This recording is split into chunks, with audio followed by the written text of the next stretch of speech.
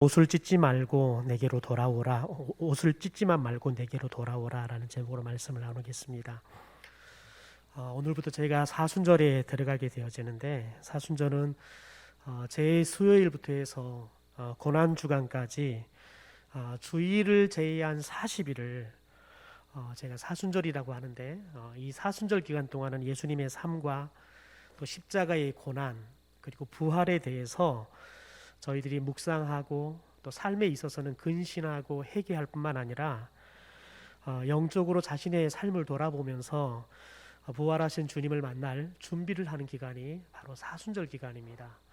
그러니까 사순절 기간에는 우리가 절대 놓치지 말아야 할 것은 뭐냐면 예수 그리스도에 대한 묵상하는 시간들을 놓쳐서는 안 된다는 겁니다. 예수님에 대해서 생각을 하되 예수님의 삶 그리고 예수님의 십자가의 고난 부활에 대해서 집중적으로 저희들이 묵상하면서 저희가 부활절을 준비하는 시간, 더 나아가서는 다시 오실 주님을 맞이할 준비를 하는 시간이 바로 사순절 기간입니다. 그래서 사순절 모든 성도들은 이 사순절 기간 동안에 예수님의 십자가의 고난을 묵상하면서 삶에 있어서는 회개와 또 기도의 삶에 그 어느 때보다 열심을 내야 합니다. 그러니까 회개 기도하는 시간들, 또 중보 기도하는 시간들, 특별히 회개 기도하는 시간들을 많이 가지셔야 합니다. 그리고 삶에 있어서는 절제하고 금식해야 합니다. 그리고 더 다른 때보다 훨씬 더 말씀을 묵상하고 경건의 생활, 이 경건의 생활에 저희들이 최선을 다해야 한다는 거죠. 그러면서 자기를 부인하고 십자가를 지고 따르는 제자의 삶을 살아가는 시간들이 바로 사순절 기간이어야 한다는 겁니다. 특별히 우리가 이 사순절을 헬라어로 테살코르테라고 하는데요. 어떤 의미냐면 40일간의 기념일, 40일간의 기념일 이런 뜻이 있습니다. 그러니까 40일 동안 기념하여 지키는 시간이 사순절이다라고 이야기할 수 있죠. 그런데 이 사순절이 언제부터 시작이 되었느냐? 325년 니케아 회의에서 이 사순절이 공식적으로 지정이 되게 됩니다. 그래서 325년부터 이 사순절을 지키게 되어집니다. 그런데 특별히 이 사순절 시작하는 첫날을 제수요일이다라고 이야기를 해요. 그래서 이 제수요일은 무엇을 하냐면 성도들의 이마에다가 재로 이마에다 십자가를 그리면서 안수 기도를 하는 시간들을 갖습니다. 그래서 많은 교회들이 오늘 저녁에 제수요일 그런 예식들을 행하는 교회들이 많습니다. 그래서 이마에다 십자가를 그리고 기도해주고 그리고 또 회개하는 시간들을 많이 가지는데요. 특별히 코로나 때문에 저희들은 좀 접촉하는 것들을 안 하기 위해서 하지 않고 있는데 코로나가 끝나면 저희들도 이 제수요일을 좀 가질까 합니다.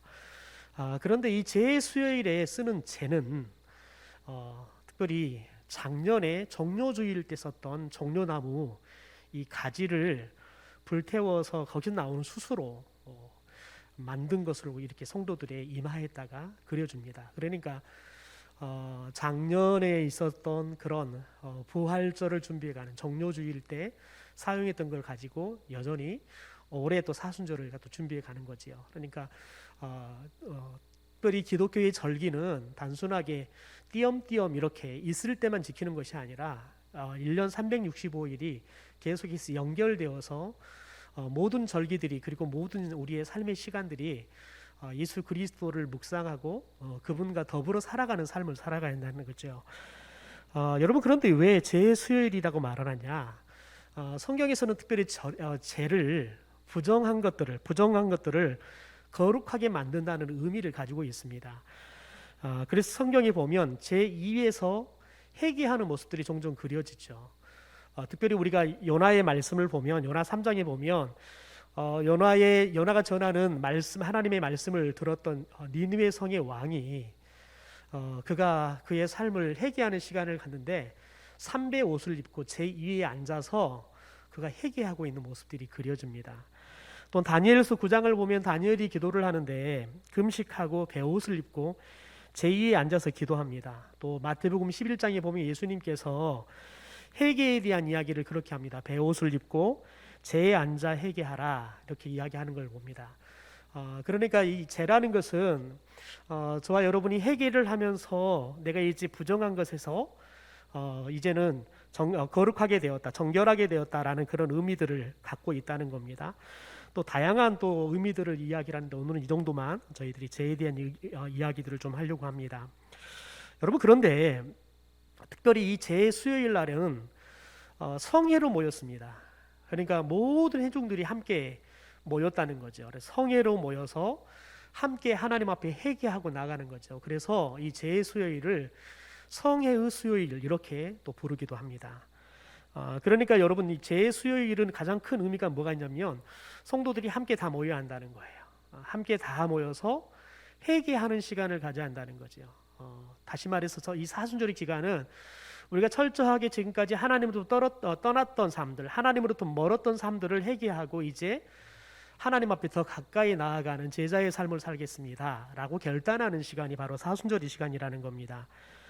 여러분, 특별히 오늘 말씀은 요엘 선지자에 대한 말씀입니다. 근데 요엘 선지자는 주전 8세기에 남유다에서 활동했던 선지자입니다. 그런데 이때 당시에 사회적인 배경을 보면 경제적으로는 굉장히 풍요로웠습니다. 왜냐하면 다윗 왕 시대와 솔로몬 왕 시대의 그런 경제적인 풍요로움이 여전히 남아 있었기 때문에 그렇습니다. 특별히 이 요엘서의 말씀에 보면 이 단 포도주가 끊어지지 않았다는 이야기들이 나와요. 그러니까 이스라엘 백성들이 경제적으로 굉장히 풍요로워서 그들이 먹고 살아가는 문제에 대해서는 조금 더 걱정이 없는 그런 풍요로운 삶, 축복이 넘치는 삶을 살았다는 거죠. 그런데 문제는 뭐냐면 하나님이 그들을 복을 주셔서 그들의 삶의 형편들은 너무너무 부유하게 되었는데 정작 그들은 영적으로는 하나님으로 떠나버렸어요. 도덕적으로는 완전히 타락한 부정한 삶을 살고 있는 상황이었다는 거죠. 여러분, 지금 마치 우리나라의 상황을 그대로 보여주고 있는 것 같습니다. 계속 이 대선을 하면서 계속 이야기하는 것들이 자주 듣는 게 뭐냐면 우리나라가 망해버린 것처럼 이야기를 해요. 문재인 정권이 완전히 나라를 망쳐버린 것처럼 이야기를 해요. 그런데 최근에 제가 페이스북으로 주고받는 해외에 사시는 분이 그런 이야기를 했어요. 자기들이 우리나라 뉴스를 보면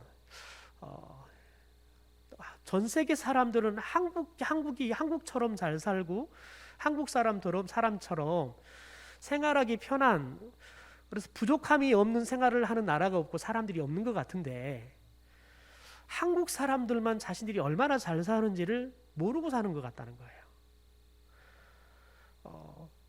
그래서 참 그런 나라를 보고 있는 거 보면 마음이 많이 아프다는 거예요. 행복하게 전 세계에서 가장 행복하게 사는 사람들인데 자기들이 마치 가장 불행한 것처럼 계속해서 이야기하고 있는 걸 보면 답답하다는 거예요.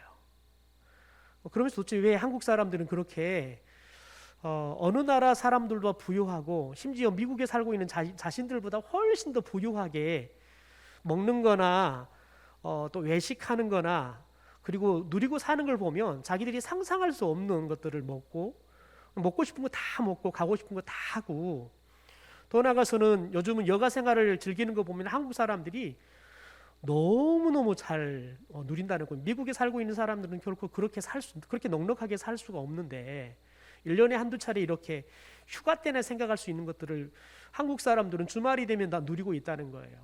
그런데 그렇게 많이 누리고 있는데 늘 불행하다, 우리는 가난하다, 못 산다 라고 이야기한다는 거예요. 그래서 참 답답하다라고 이야기를 해요. 여러분, 지금 한국교회가 그 어느 시대보다 여러분 재정적으로도 넘치고 더 나아가서는 우리가 가지고 있는 것이 거의 부족함이 없습니다. 여러분, 그런데 중요한 건 뭐냐면 그 어느 때보다 그리스도인들이 그리스도인답게 살지 않습니다. 그 어느 때보다 주님을 뜨겁게 예배하지 않습니다. 그 어느 때보다 기도하지 않습니다. 요즘 담임 목사님들이 모이면 늘 우려하는 건 뭐냐면 코로나가 끝나면 성도들이 다시 돌아오지 않을 거라는 분위기들이 너무 많이 감지가 되고 있다는 거예요. 지난주하고 또 이번 주에도 여러 담임 목사님들과 이렇게 SNS로 좀 주고받는 소식이 있었는데 이 오미크론이 오고 나니까 성도들이 완전히 작년에는 50%가 떨어졌다 그러면 그 50%이 또 50%가 떨어져서 지금 현재 예배하고 있는 숫자가 거의 한 4분의 1 정도뿐이 아니고 교회 학교는 거의 10분의 1까지 줄어버린 교회들이 태반이라는 거예요. 그럼에도 불구하고 교회를 오라는 소리를 할 수가 없는 시대를 좀 살고 있다는 거예요. 그런데 문제는 뭐냐면 여러분, 신앙생활이라는 것은 한 번 안 하기 시작하면 다시 시작한다는 게 훨씬 더 힘들어져요. 두 가지 이유 때문에 그렇습니다. 첫째는 처음에는 가서 교회 안 나가고 예배를 안 드리면 하나님 앞에 큰 벌을 받을 것 같았는데 별 문제가 없이 잘 살거든요. 그러니까 신앙적인 경각심들이 떨어져 간다는 거예요. 더 나아가서는 하나님 없이도 잘 살 수 있네요. 그리고 이제 교회를 가려고 하니까 그 시간에 지금까지 이제 안 나가면서 했던 재밌는 삶들이 많았잖아요. 교회 가는 시간에 교회 안 나가고 뭐 하고 싶은 거 했고 가고 싶은 거 갔는데 이제 막상 또 교회를 가려고 생각하니까 매 주일마다 교회를 가려고 생각하니까 너무 힘이 들다는 거예요. 그래서 저에게는 뭐 크게 느끼지 못했는데 작년 말에 올해 봉사자들을 뽑는데 교회들이 너무 힘들었다는 거예요. 1년 내내 매주마다 봉사하는 것은 안 하려고 한다는 거예요. 사람들이 매이는 걸 싫어한다는 거예요. 여러분, 지금 어떻게 보면 우리나라는 그래도 신앙생활하기 가장 편합니다. 그래도 코로나 때문에 여러분 교회 문이 종종 닫히긴 닫혔지만 그래도 전 세계적으로 그래도 우리가 예배할 수 있는 자유가 많이 보장되어 있는 나라 중에 하나였습니다. 여러분, 그럼에도 불구하고 우리의 믿음이 예배하는 열심들이 떨어져 가는데 여러분, 과연 이 코로나가 끝난다고 해서 그러면 여러분 우리의 삶의 문제 가운데 아무런 문제 없이 우리가 그저 평탄할까요? 아니라는 거예요. 코로나의 문제가 끝나면 또 다른 문제가 생길 겁니다. 여러분, 우리들이 지금 3차 세계대전이 다시 일어날 수 있다는 것을 누구도 이제는 부인할 수가 없는 그런 정세 가운데 지금 들어가고 있는 것을 봅니다. 굉장히 이태로운 상황을 저희들이 계속해서 매일마다 뉴스를 보고 있는 상황입니다. 여러분, 그런데 우리들이 이런 상황이 우리에게 벌어질 거라고 누구가 생각했습니까? 누구도 생각 못했습니다. 조금도 생각을 못했습니다. 그런데 이런 말이 안 되는 상황이 벌어져서 매일마다 지금 우크라이나에 있는 수많은 사람들이 죽어가고 있습니다. 어린아이가 슈퍼에 가다가 여러분 포탈에 맞아서 다리가 잘려서 나가고 결국은 죽었어요. 의사가 울부짖으면서 이런 모습을 전 세계적으로 좀 알려줘서 이 러시아의 극악무도한 행동들에 대해서 좀 사람들에게 알려라고 울부짖는 모습들을 봐요. 여러분, 그것이 지금 우리가 겪고 있는 현실인데 우리가 겪지 않으라는 법이 없다는 거예요. 여러분, 우리들이 코로나가 끝나면 신앙생활을 예전보다 더 열심히 잘할 수 있을 것이다. 절대 장담 못합니다. 더군다나 여러분, 우리 아이들은 그나마 지금까지 엄마의 부모님들의 극성에 못 이겨서 교회를 왔어요. 오고 싶지 않은 교회를 왔단 말이죠. 왜냐하면 아이들이 밤 늦게까지 핸드폰 하고 밤 2시, 3시에 자는 주일날 여러분 교회 아침에 오전에 일어나서 온다는 것은 여러분 상상할 수 없는 거예요. 그래 우리 아이들이 와가지고 다 자고 앉았어요. 중학생, 고등학생들 오면 여러분 3분의 2가 자고 있습니다. 여러분, 그래도 우리 교회는 아이들이 많지 않으니까 그나마 조금 아이들이 좀 더 나은데 큰 교회들 같은 경우는 아예 콜고 잡니다. 이어폰 끼고 잡니다. 이런 상황이에요. 그런데 여러분, 이런 아이들이 과연 여러분 이 아이들이 앞으로 10년, 20년 후가 돼도 이 아이들이 신앙인으로 열심을 갖고 교회 안에 머물 거냐는 거죠. 그렇지 않다는 겁니다. 여러분, 우리는 어떻게 보면 지금 가장 풍요로운, 사회적으로도 그렇고 신앙적으로도 가장 풍요로운 시대를 살고 있고, 더 나아가서는 여러분 그 어느 때보다 우리들이 하나님 앞에 더 가까이 나가서 우리의 신앙이 깨어나고 하나님 앞에서 우리들이 영적 긴장감을 가지고 살아가야 할 때인데 기도하려고 생각하지 않습니다. 교회 문이 열려도 기도하려고 생각하지 않습니다. 기도를 안 해도 하나님 앞에서 영적 죄책감도 느끼지 않습니다. 예전에는 교회를 안 오면 새벽 예배를 안 나오면 아이고 목사님 제가 새벽 예배를 나와야 되는데 못 나와서 죄송합니다. 이런 말이 있었는데 지금은 아예 그런 말도 없어요. 여러분, 그만큼 저와 여러분이 영적으로 둔감해져 가고 있다는 거예요. 목사님 제가 성도들에게 예배하셔야지요. 왜 예배를 안 드리십니까? 라고 말하는 것이 어색한 시대가 돼버렸어요. 여러분, 그러면 목사가 그 이야기를 안 하면 누가 예배하라고 이야기할까요? 그런데 여러분, 목사도 그게 어색해진 시대가 돼버리고, 성도도 그런 이야기를 들으면 그냥 아유, 목사님 그래야 되는데 죄송해요, 제가 열심히 내겠습니다, 그런 게 아니라 아유, 목사님 지금 상황이 어느 상황인데 그런 말씀을 하세요 라고 반감이 생기는 시대가 돼버렸다는 거예요.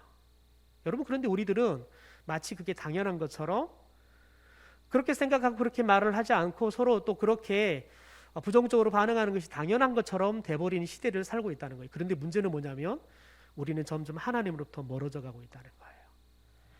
마치 여러분 요엘 시대처럼 철저하게 여러분 우리들이 우리의 삶은 풍요로운데 영적으로는 빈약해져 가고 있고 도덕적으로 우리의 삶이 무너져 가고 있는데 문제는 뭐냐면 우리는 죄책감이 없어져 가고 있다는 겁니다. 여러분, 성경을 보면 하나님께서 요엘 선지자를 통해서 이런 남유다 백성들을 향해서 여호와의 날을 선포를 하는데, 특별히 성경에서 말하는 여호와의 날은 이중적인 의미가 있습니다. 너희들이 지금 이 죄악의 삶을 회개하면 하나님이 너희들을 다시 회복시켜 줄 것이라는 의미와 동시에 너희들이 회개하지 않으면 하나님이 너희들을 심판할 거라는 이 두 가지의 메시지가 담겨 있다는 거예요. 그러니까 너희들이 회개하고 하나님의 회복의 시간을 맞이하게 될 것인지 맞이할 것인지, 아니면 너희들이 회개하지 않고 하나님의 심판의 시간을 맞이하게 될 것인지 결정하라는 거예요. 여러분, 성경을 보면 특별히 요나를 통해서 메시지를 들었던 니느웨 성의 사람들은 그들이 회개함으로 하나님이 회복시켜 주시는, 하나님의 뜻을 돌이키시는 회복의 삶을 그들이 살았습니다. 그러나 여러분, 노아의 시대에 여러분, 노아는 요나보다 훨씬 더 의로운 사람이었습니다. 하나님에게도 그렇고 사람들에게도 인정을 받는 의로운 사람이었습니다. 요나는 여러분, 하나님 말 안 주고 삔질삔질하다가 매를 맞고서야 죽는 경험을 하고 나서야 그가 니느웨 성 가서 말씀을 전해요. 여러분, 메신저가 어떠냐 중요치 않다는 거예요. 여러분, 형편이 없는, 그래서 하나님의 뜻에서 늘 도망가던 요나가 전했던 메시지를 들었던 여러분 니느웨 성 사람들은 그 메시지를 듣고 그들이 회개하고 하나님의 뜻이 돌이켜지는 회복의 역사를 경험했다는 거예요. 그러나 여러분, 노아의 메시지를 들었던 사람들은 여러분 그들이 회개하지 않고 그들의 죄악을 그냥 그대로 그냥 더 달려버려서 결국 그들이 심판을 받아 다 죽습니다. 노아의 8가족 빼놓고는 다 죽는 심판을 받게 되어지는 겁니다.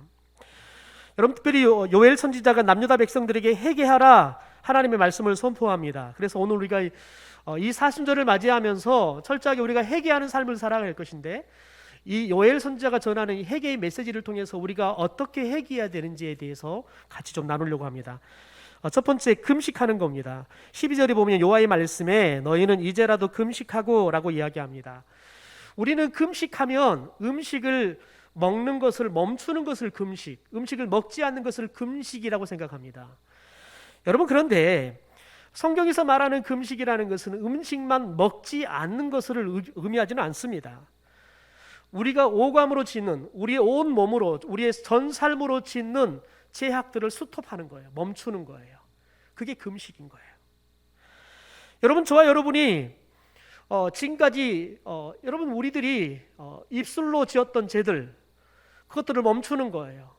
우리가 하나님 비난하지 말라 그러는데 비난하고, 저와 여러분의 입술이 하나님이 주신 거룩한 입술인데 하나님의 거룩한 것들을 담지 않고 부정한 것들을 담고, 또 사람들을 죽이는 이야기들을 했던, 사람들을 모함하고 비난하고 했던, 사람들을 공격하는 데 썼던 저와 여러분의 입술을 멈추는 거예요.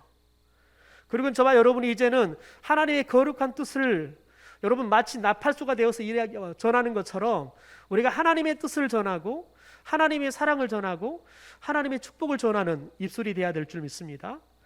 여러분, 두 번째는 여러분, 저와 여러분이 철저하게 세상에 좋지 않는 것들을 봤던 눈을 이제는 멈추고 우리가 하나님의 말씀을 봐야 되는 거지요. 세상의 아름다운 것들을 보고 하나님의 뜻이 어디 있는가를 볼 수 있는 영적인 안목들이 열려야 한다는 거예요. 더 나아가서 저와 여러분의 발걸음이 여러분 죄악의 자리를 향해서 갖는 발걸음이라 그러면, 죄를 짓는 데 썼던 발걸음이라면 이제 그걸 멈춰야 된다는 거예요. 그리고 우리가 예배하는 자리, 섬기는 자리를 향해서 가는 발걸음으로 우리의 발을 써야 한다는 거죠. 우리가 여러분 가지고 있는 이 온 몸을 이제는 죄악을 향해서 사용하던 우리 오감들을 다 스톱하고 이제는 하나님의 뜻에 합당하게 우리의 몸을 사용하는 거예요. 여러분, 금식한다라는 것은 음식만 먹지 않는 것, 여러분 이게 중요치 않습니다. 많은 사람들은 금식 기도한다 그러면 중요한 거 뭐냐면, 왜 금식 기도하냐면 기도하기 위해서 금식을 합니다. 그런데 중요한 것은 밥을 안 먹는데 기도를 안 해요. 나중에는 밥을 안 먹으니까 힘이 없어서 기도도 못하고 그냥 잠만 자요. 그래서 날짜만 채우는 거, 10일 금식한다면 10일만 채우다가 끝나버린 사람들이 굉장히 많습니다. 여러분, 그런데 왜 이런 일들이 벌어질까요? 저와 여러분이 도대체 무엇을 하기 위해서 금식해야 되는지를 모르기 때문에 그렇습니다.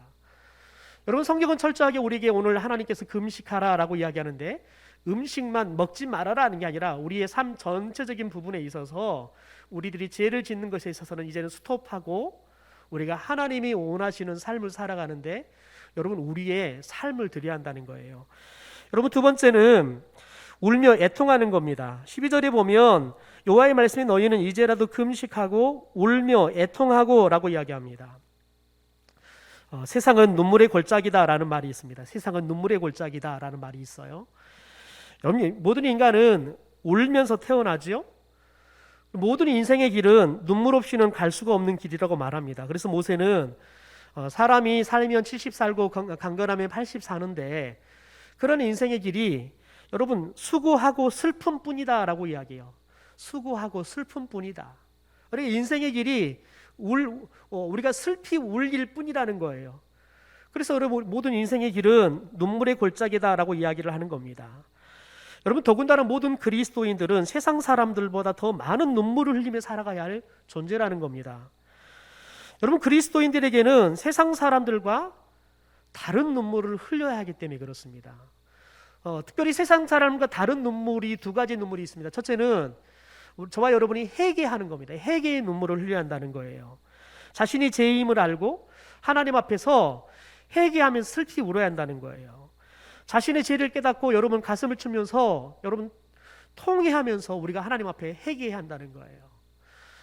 어떤 신학자는 그렇게 이야기합니다. 오늘날 한국 교회의 성도들과 한국 교회는 교도소의 죄수보다, 교도소의 여러분 감방보다 눈물이 더 없다라고 이야기할 정도예요. 과연 우리들이 하나님 앞에 내 죄를, 여러분 우리들이 하나님 앞에서 가슴을 치면서 회개한 적이 있냐는 거예요. 하나님은 제가 이런 죄 때문에 정말 제가 하나님 앞에 죽을 죄를 지었습니다. 그러면서 여러분, 우리는 회개한 적이 언제이냐고요. 심지어 여러분 그렇게 눈물을 흘리며 회개하면서 기도하잖아요. 그러면 못하게 해요. 왜 다른 사람이 기도를 못하게 그렇게 시끄럽게 기도를 하냐고. 그래서 아예 자신이 하나님 앞에서 그냥 감당할 수 없는 죄를 깨닫고 눈물을 회개하는 사람을 못하도록 막는 여러분 시대가 바로 오늘날 우리의 시대라는 거예요.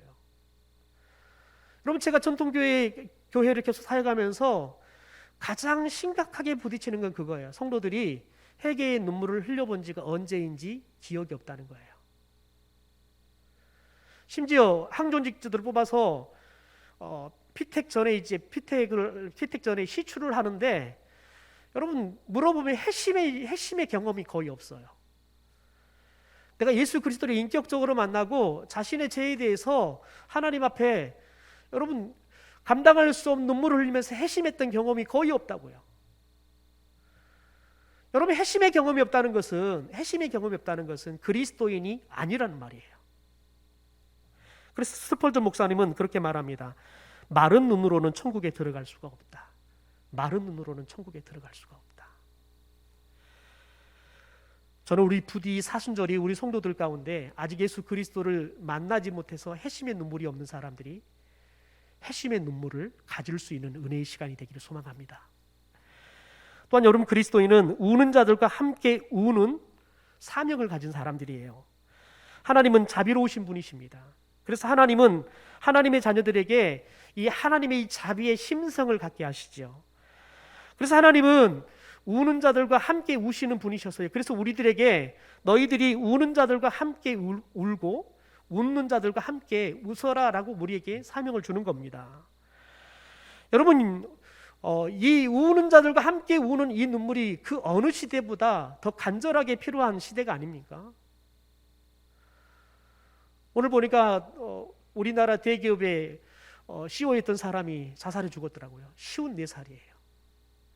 여러분, 깊은 우울증으로 죽었어요. 안타까운 건 그러더라고요.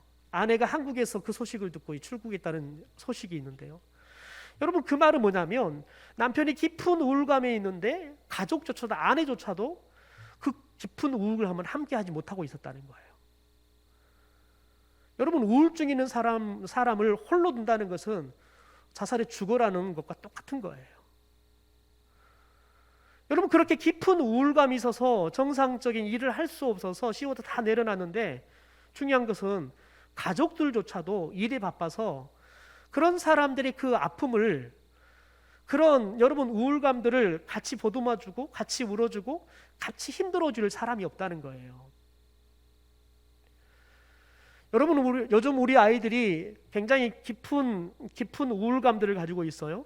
더 나아가서 코로나 오면서 우리 어르신들이 깊은, 여러분, 노인성 우울증들을 앓고 있는데, 여러분, 한 번씩 왔다 보면 그걸 전혀 감지할 수가 없어요.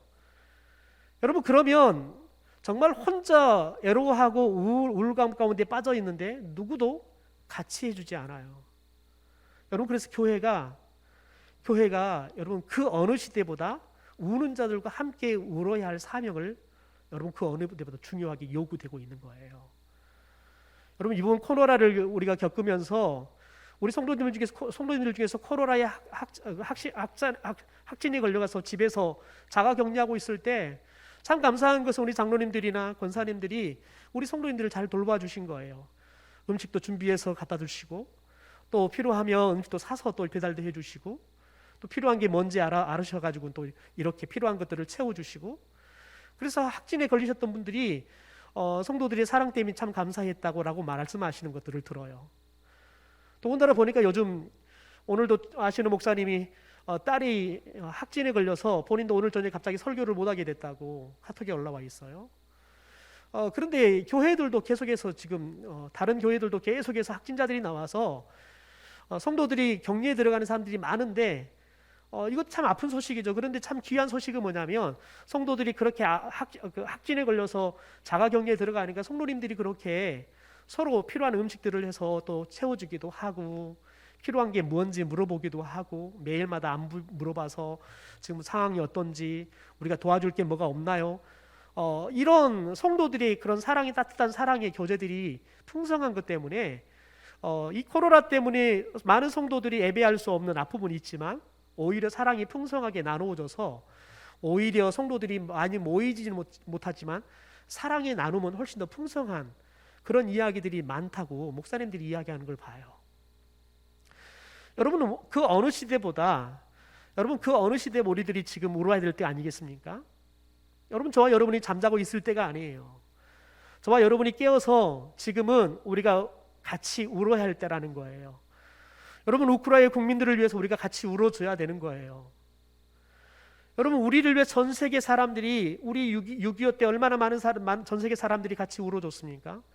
여러분, 우리들은 그 빚을 갚아야 될 때가 온 거라고요. 같이 울어줘야 돼요. 그들의 아픔들을 같이 할 수 있어야 한다는 거지요. 여러분, 보니까 선교사님들이 전해온 소식을 보니까 전쟁한 지 여러분 일주일도 안 됐잖아요. 그런데 이 짧은 시간에 벌써 의약품이 없대요. 소독약이 없대요.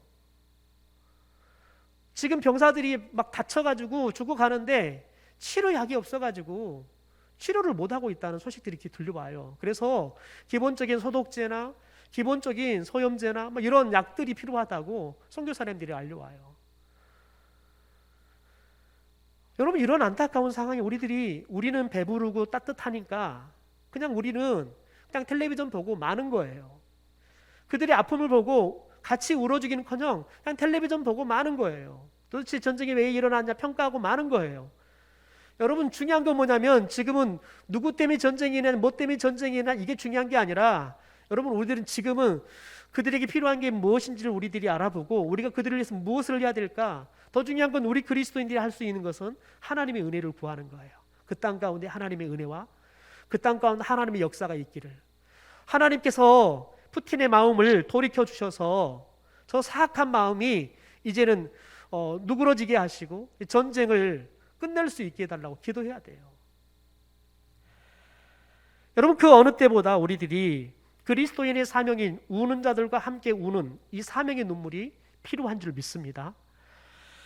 여러분, 세 번째는 마음을 다해 주께 돌아가야 한다는 거예요. 12절에 보니까 여호와의 말씀에 너희는 이제라도 금식하며 울며 애통하고 마음을 다하여 내게로 돌아오라 라고 이야기해요.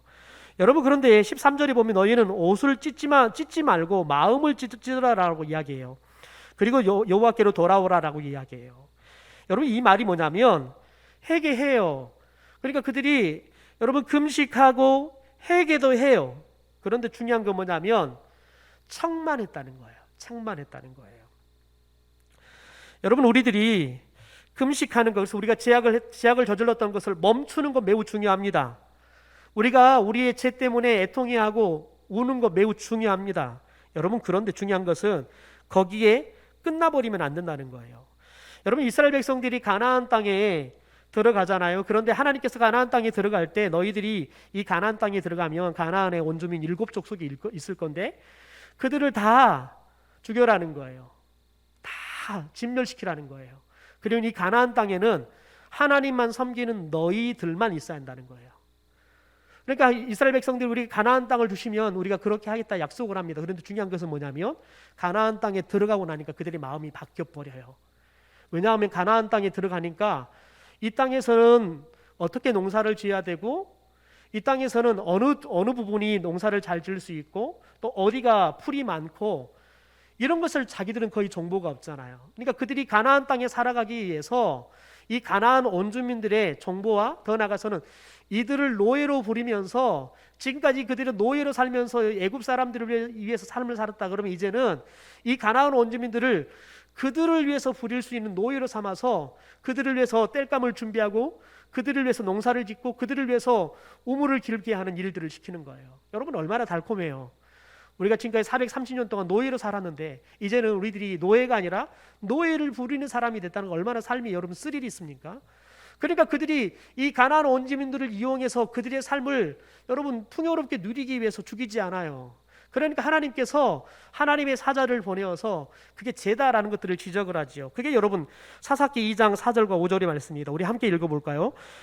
여호와의 사자가 이스라엘 모든 자손에게 이 말씀을 이르매 백성이 소리를 높여 운지라. 그러므로 그곳을 이름하여 복임이라 하고 그들이 거기서 여호와께 제사를 드렸더라. 여러분, 하나님의 사자, 하나님의 선지자들이 이들의 죄에 대해서 지적하니까 여러분 그들이 어떻게 해요? 소리 높여 울었대요. 얼마나 여러분 많이 울었으면, 많은 사람들이 웃고 얼마나 여러분 그들이 하나님 앞에 회개에 애통하면서 울었으면 그곳 이름을 뭐라고 지었어요? 복임, 우는 자들이란 뜻을 가진 복임이라고 그 땅을 이름을 지어요. 여러분, 그들이 하나님 앞에 철저하게 회개하면서 울었단 말이죠. 그리고 더 나아가서는 그들이 하나님 앞에 제사를 드렸습니다. 여러분, 그들이 하나님 앞에 그 자신들의 죄를 깨닫고 애통하면서 울었단 말이죠. 더 나아가 하나님 앞에 제사를 드렸어요. 그런데 중요한 것은 그들이 제사가 끝나고 삶의 자리로 돌아갔는데 어떻게 했을까요? 하나님의 말씀대로 가나안 사람들을 다 쫓아내거나 죽였을까요? 진멸했을까요? 아닙니다. 그들이 하나님 앞에서 애통해야 하고 회개하면서 하나님께 예배도 했는데 정작 예배를 마치고 그들의 삶의 자리에 돌아가니까요, 그 가나안 원주민들 그대로 두고 같이 살아갑니다.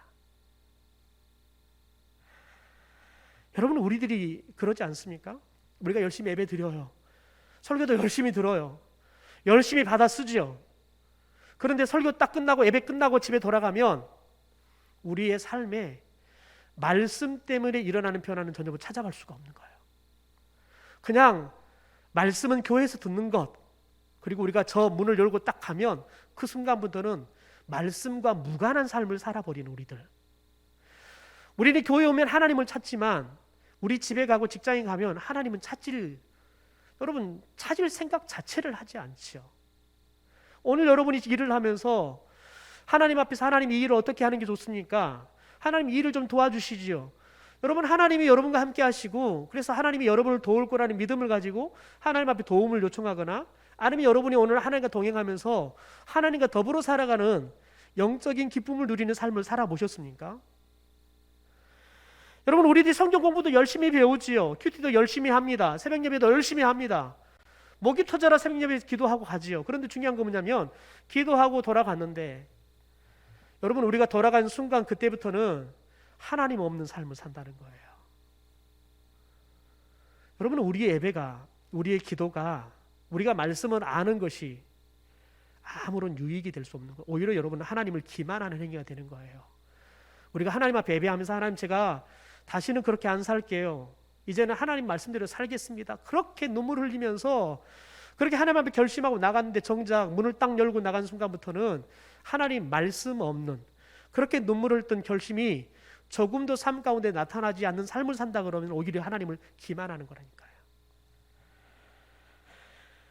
여러분 그래서 저와 여러분이 금식하고 울며 애통하고 회개 기도하는 거 중요합니다. 그런데 더 중요한 건 뭐냐면 저와 여러분이 옷만 찢지 말고 회개 한 척만 하지 말고 저와 여러분의 삶이 하나님께로 온전히 돌아가는 회개의 삶을 살아야 될 줄 믿습니다. 요엘 선지자가 한 단계 더 나가서 요구하는 게 있습니다. 우리 15절부터 16절의 말씀을 우리 좀 같이 한번 읽어보겠습니다. 현대 성경입니다. 같이 읽죠. 시작. 너희는 시온산 위에서 나팔을 불어라. 금식을 선포하고 온 백성을 모아놓고 장엄한 집회를 열어라. 모든 사람을 데려오너라. 장로들로부터 어린이들까지 젖먹이들까지 데려오너라. 자기의 어두운 방에 있는 신랑도 불러오고 자신의 밀실에 앉아있는 신부도 불러오너라. 여러분 보십시오. 오늘 말씀 보면 지금까지는 개인적인 회개에 대한 이야기였어요. 그런데 요엘 선지자가 개인적인 회개만 이야기하는 게 아니라 이제는 공동체적인 회개를 요구하는 겁니다. 이제는 너희들이 온 백성을 불러 모아서 장엄한 성회를 열어라는 거예요. 여러분 보십시오. 모든 사람을 다 데려오라는 거예요. 장로들도 어린아이들도 젖먹이들까지 다 데려오래요.